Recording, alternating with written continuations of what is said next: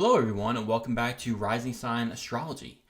So, today we're taking a deep look ahead at what 2026 has in store for you by Rising Sign. And to be honest, this isn't just another year ahead of transits, right? This is really one of those rare turning point years where the overall landscape of the entire year, but also decade beyond, is going to begin to shift, right? It's a year that is officially closing one long chapter and opening another. And it's going to bring a lot of clarity and new direction, but really this sense that we're finally stepping into this new version of life that we've been preparing for since 2020, but also got a brief taste of in the summer of 2025. So, for many, the past few years have felt like this very long process of inner reconstruction, right? For some, it's been reworking your identity, for others, your priorities, but for everyone, it's really been about what truly matters to you. And 2026 is really going to act as a bridge between this prior introspective period and this new outward cycle of progress that is coming, right? And it's going to be a time when the choices that you and me and all of us have been making, right, behind the scenes, are going to start to show final results in the outer world. Now, in the last few years, it's felt like we've been really clearing ground and laying new foundations. And I really think 2026 is when we're going to begin to build, right, with a much clearer sense of purpose. Now, a big part of why 2026 feels so defining is that several of the slower moving outer planets are going to be settling into brand new signs for good for the first time in decades, right? We're talking Pluto, Uranus, Saturn, Neptune, and, these planets move slowly for a reason. They represent change and evolution, but really generational change that lasts. And when they shift, the collective story shifts with them, right? And we all got a glimpse of these energies during 2025 briefly. But this year, 2026, those changes are really going to ripple not only through the collective, but through each and every rising sign in different ways. So while the themes might feel larger than life, the way they show up is going to be deeply personal for each of us. And like I said, many of us got a taste of these new energies during the summer of 2025, right? It's sort of like the universe gave us this trailer or preview of this main movie that's coming in 2026 that is about to begin. And in 2026, that preview is going to become reality. So these new cycles are going to start to expose themselves, but also stabilize. And we're going to begin to see the world around us, but also the world within us reorganize in response to that. And no, it's not always comfortable, but it is going to be incredibly important, not only for us personally, but also on a collective level. Now, in this yearly forecast, we're also going to explore the 4 eclipses that are happening in 2026, right? There are 2 solar, 2 lunar eclipses. And these are always powerful checkpoints throughout the year. Eclipses have a way of fast-tracking life changes, right? Sometimes through uncomfortable or even painful, but sometimes joyful external events. And they usually prompt internal awakenings, right? It's like a destiny shift.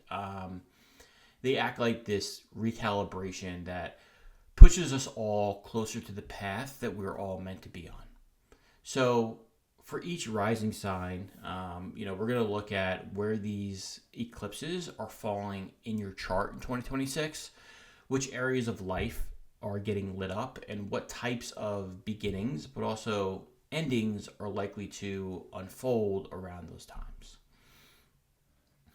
And then finally, we'll wrap by looking at the movement of the lunar nodes, right? The North Node, Rahu, or the South Node, Ketu, right? So this is going to continue to serve as a compass in our life. And about halfway through the year, the nodes are going to change houses. For each of us, obviously, just in different houses. And the nodes really do show us where growth is necessary, but also where release is necessary. And it is the period where it feels like fate is stepping in, where the universe is asking us to stretch into new roles or let go of old ones. And, it really is destiny taking us by the hand wherever these lunar nodes are transiting in our chart at a particular time. And every 18 months, they shift into new houses. And that's going to occur this year about halfway through. And when they do, they bring new storylines into focus. It's often subtle at first, but once you recognize the pattern, you'll see how the overall cycle is going to weave through your experience, tying together not only the people and places around you, but also the lessons that are going to define this particular chapter of your evolution in this particular house or part of your chart. So we'll get into that as well. So in this video, we're going to be walking through all of it, right? All of these new cycles, the eclipses, the nodal shifts that's coming up, and really how they all come together to tell your 2026 story. And my goal is to help you see not just what's happening, but also how you can work with this energy consciously, right? So you can move through the year aligned with purpose rather than being caught off guard by change. And if you're someone who's been feeling that sort of quiet sense that life is about to move in a completely new direction, you're probably right. 2026 is truly that threshold moment. It's where these past years of lessons and healing begin to translate into movement and manifestation. So we are truly entering a brand new world. And with that said, let's look at what 2026 has in store for you by your particular zodiac sign. Let's jump in. Okay, my Libra risings. So 2026 for you is a big year, right? And it's going to mark a period of important growth and rebalancing in not only your personal life, but also your professional life. And it starts when Neptune moves into your 7th house on January 26th. And it's going to begin this very long, behind the scenes transformation in how you experience your closest relationships, your closest partnerships, whether that's marriage or business or otherwise, right? And you would have sensed early signs of this energy really coming about during the summer of 2025, where those themes around connection and empathy and understanding would have begun to surface within your closest bonds and relationships. And once Neptune settles in this area of your chart for good towards the end of January, it's going to influence how you relate to others, right? It's going to teach you about how you approach love, but also commitment. And you're going to do so with a lot greater compassion as well as sensitivity.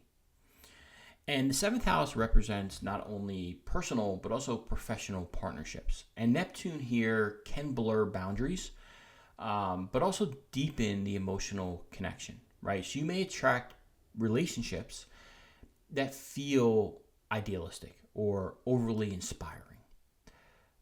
But it's important to stay mindful of any unrealistic expectations that could surface around that time, because it's a transit that can heighten your empathetic nature, your romantic inclinations, and make you a lot more open to love and understanding, but it also needs clarity and honesty, right? It needs structure here. And the challenge is to see others as they truly are, not just as you wish them to be, right? Which is why I think Saturn is going to help. And Saturn is going to move back into your 7th house on February 13th. And it's going to begin a period of growth and maturity in those relationships, in those partnerships. And you would notice the first hints of this during the summer of 2025 when responsibilities or just important lessons began to appear in those close one-to-one connections that you have. And once Saturn settles here for good, it's going to bring a lot of focus and structure to how you approach commitment, cooperation, and your long-term bonds. And it's a time to take relationships very seriously and to establish a lot stronger foundations that are built on that Saturnian honesty and accountability and really just mutual respect. And the 7th house really governs, like I said, personal but also professional partnerships. And the influence of Saturn is really going to clarify which connections are built to last and which no longer serve your growth. And you're going to really find that certain relationships are going to really require. Okay, well, that is the end of your 2026 yearly preview. If you would like to purchase the full breakdown, the instructions are in the description box below. And remember, each yearly sign analysis includes a very clear walkthrough of all the major 2026 planetary cycles that are most important for you by zodiac sign. It also includes a breakdown of all 4 eclipses throughout the year, how they're going to affect you by sign, and also a very personalized analysis of this new 18-month nodal shift occurring midway throughout the year. So you know exactly what's coming in 2026 and beyond, but also how to work with it. And you can purchase either a single sign forecast or grab the all signs bundle at a very reduced rate.